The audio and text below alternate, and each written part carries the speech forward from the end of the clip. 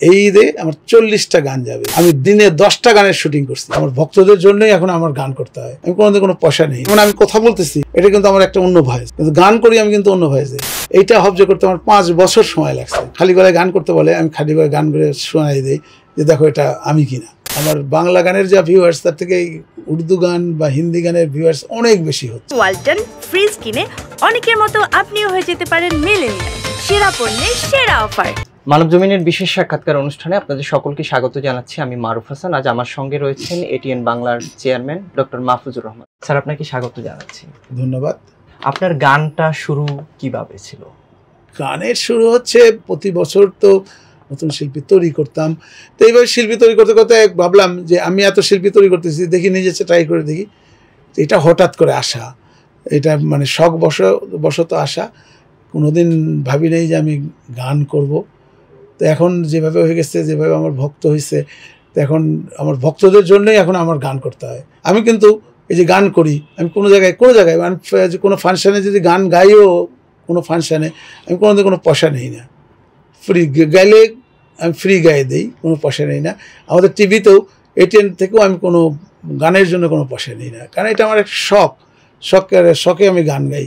সুতরাং সেই ক্ষেত্রে আমি বলবো যে পুরোপুরি শিল্পী আমি না, শখের শিল্পী। এতদিন ধরে গান করতে করতে এখন ধরতে গেলে প্রায় পাকা শিল্পী হয়ে গেছি একরকম। এই ঈদে হিন্দি গান নিয়ে আসছেন, এরকম একটা সংবাদ আমরা গণমাধ্যমে দেখছি, মানে কি ধরনের হবে? আমি 2 বছর আগে প্রথম আমি ট্রায়াল বেসিসে মেহেদী হাসানের কয়েকটা গান করি। সেই কয়েকটা গান যখন আমাদের চ্যানেলে গেল, দেখলাম এই প্রচুর ভিউয়ার্স পাইলাম, এবং এই গানগুলি যেন ইউটিউবে যায়, ইউটিউবে মিলিয়ন্স ভিউয়ার্স আমার হয়। তখন দেখলাম যে আমার বাংলা গানের যা ভিউয়ার্স তার থেকে এই উর্দু গান বা হিন্দি গানের ভিউয়ার্স অনেক বেশি হচ্ছে। তার মানে পাবলিক পছন্দ করতেছে, শ্রোতারা পছন্দ করতেছে, দর্শক পছন্দ করতেছে আমার এই হিন্দি গানগুলি। আর তাছাড়া সবাই এখন বলে যে আপনার বাংলা গানের থেকে হিন্দি গান অনেক ভালো হয়। হ্যাঁ, এটা আমি নিজেও দেখি, চিন্তা করে দেখলাম যে আসলেও আমার হিন্দি গানগুলি আমার গলায় খুব ভালো আসে এবং ভালো গাইতে পারি হিন্দি গানগুলি। তো সেই হিসেবে চিন্তা করি যে প্রতিটা বাংলা প্রোগ্রামের সঙ্গে আমি যেমন 5টা বাংলা, 10টা গান হলে 5টা বাংলা 5টা হিন্দি আমি রাখি। তো এইবারও সেই 5টা বাংলা থাকবে, 5টা হিন্দি থাকবে, কিন্তু তার পরের দিনটা থাকবে সেকেন্ড ডেতে আমারই প্রোগ্রাম থাকবে। সেখানে সবগুলি হিন্দি আর উর্দু গান, তো এইগুলি ডুয়েট। আপনার গান আসলে ঈদে দর্শকদের ভিতরে একটি আগ্রহ থাকে, বিশেষ করে অনেকে এটা নিয়ে নানা ধরনের কথা বলেন, কিছু লোক আবার নেগেটিভও বলেন। তাদের উদ্দেশ্যে কিছু বলার আছে কিনা? আমার কথা হলো যে মানে নেগেটিভ কমেন্ট যারা করতেছে, আজে বাজে কথা বলে, আজে বাজে লেখে, আমি তাদের এতে বলবো আমার যে গানগুলি আমি করছি তার একটি লাইন গায়ে দেখাক। সমালোচনা তারই করার সাজে যে বুঝে সমালোচনা করার মতো জ্ঞান থাকতে হবে। আমি একটা ধরেন শিল্পী, আমার সে কোনো বড় শিল্পী যদি কেউ সমালোচনা করতো তাহলে আমি এটা মেনে নিতাম যে আমার সে বড় শিল্পী, যে ভালো শিল্পী, যারা রিয়েল শিল্পী, যারা সমালোচনা করে। কিন্তু যারা গানের কিছুই বুঝে না এবং সুর লয় তালের সম্পর্কে তাদের কোনো জ্ঞান নেই, তারা যদি সমালোচনা করে এটা সাজে না। সমালোচনা করতে হলে প্রথমে নিজেকে শিখতে হবে, নিজেকে বুঝতে হবে, নিজেকে জানতে হবে। এইসব হচ্ছে কি হিংসায় করে, কিছু আছে কিছু হিংসায়। আমার কিছু সবই যে আমার বন্ধু তা তো না, আমার কিছু দুশ্মনও আছে, কিছু আছে আমাকে হিংসা করে, কিছু আছে যে উনি পারে আমরা পারলাম না। তো এই কতগুলো ব্যাপার আছে। তো এইগুলি যেগুলি করে এগুলিকে কিছু করানো হয়। কিছু লোক আছে নিজে করতে চায় না, আরেকজনকে দিয়ে করায়। আমি যেরকম কয়েকটা মেহেদী হাসানের গান গাইছি, আমি বললাম যে কোনো শিল্পীকে চ্যালেঞ্জ করে বলতে হবে আসুক গাক। আমি তো শিল্পী না, আমি তো শখে গান গাই, কিন্তু আমি চ্যালেঞ্জ করে বলতে পারি যে আমি যে কতগুলি গান গাইছি সেগুলি আসুক শিল্পীরা। কারণ বাঙালি শিল্পীদের বাংলা গান খুব ভালো পারে, এটা ডেফিনেটলি বাংলা গান পারে। কিন্তু অনেক শিল্পী আছে যে উর্দু হিন্দি উচ্চারণ পারে না, কারণ প্রনাউন্সিয়েশন তো একটা বড় ব্যাপার এই গানের। সুতরাং প্রনাউন্সিয়েশন অনেকেই পারে না। সুতরাং সেই হিসাবে আমি বলবো যে সমালোচনা যারা করে তাদেরকে বলবো আপনারা আসেন, শিখেন, বুঝেন, তারপরে সমালোচনা করেন। কিন্তু এরকম একটা যে কোনো ফালতু সমালোচনা করে এই শিল্পীদের মন ভাঙানো কোনো মতেই আমি বলা উচিত না।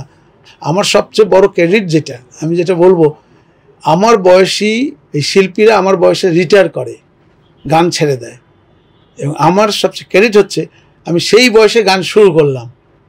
শুরু করছি ইনশাল্লাহ দিন দিন ভালোর দিকে যাচ্ছি, খারাপ ডে বাই ডে কারণ গলা খুলতেও অনেক দিন সময় লাগে, এটা ভব্য করতেও বেশ অনেক, আমার 5টি বছর লাগছে। যেমন আমি কথা বলতেছি, এটা কিন্তু আমার একটা অন্য ভয়েস, কিন্তু গান করি আমি কিন্তু অন্য ভয়েসে, গানের ভয়েস কিন্তু আমার এটা না, গানের ভয়েস কিন্তু আবার অন্য।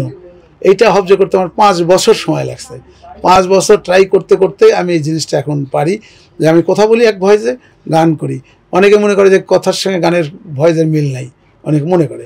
সেই জন্য এখন আমি যখন কেউ খালি গলায় গান করতে বলে, আমি খালি গলায় গান করে শোনাই দিই যে দেখো এটা আমি কিনা। আপনার নিশ্চয়ই একজন অনুপ্রেরণার জায়গা আছে, কাকে দেখে আপনি অনুপ্রাণিত হন? সেরকম কিছু না। আমি আমার একটা সবচেয়ে বড় আগের থেকে, যখন ব্যবসা শুরুর থেকেই একটা জিনিস আমি সবসময় করতাম, সেটা হলো যে আমার মানে উইল পাওয়ারটা, মনোবল আমার খুব স্ট্রং ছিল। আমি যেটা বলতাম যে আমি এটা করতামই, যত সময় লাগে যেভাবে হোক, মানে চেষ্টা করে হলেও করবো। আমার জীবনের সবচেয়ে আনসাকসেসফুল একটা কাজে আমি হয়েছিলাম এককালে, যেটা আমি বহু চেষ্টা করে পারিনি, সেটা বেহালা বাজানো। বেহালা শেখার আমার খুব শখ ছিল। নিজে একটা কিনলাম, ছোটোবেলায় একটা বেহালা কিনলাম যে বাজাবো। সারাদিন বাজানোর পরে বেহালাতে সুর বের করতে পারিনি।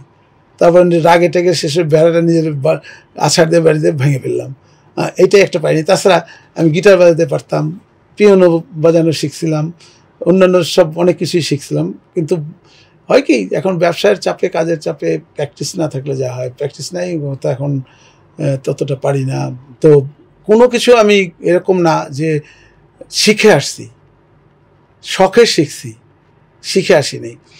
তো যাই হোক, মানে আস্তে আস্তে এখন গানটা এখন যেটা হয়েছে যে এখন সুর মিউজিক খুব ভালো বুঝি। এবং সবচেয়ে বড় ব্যাপার যে আমার যতগুলি গান, আমার শুধু না, আমার ATN বাংলার যতগুলি মিউজিক ভিডিও হয়েছে সবগুলি কিন্তু আমার মাস্টার করা। গানের মাস্টারিংটা আমি নিজে করি, সবগুলি ভিডিও এডিটিং আমি নিজে করি, বসে বসে নিজের এডিটারের সঙ্গে বসে এডিটিং করি। তো এই কাজগুলি আমি নিজে করি এবং কাজগুলি পারি এবং কাজগুলি আমার খুব ভালো লাগে করতে।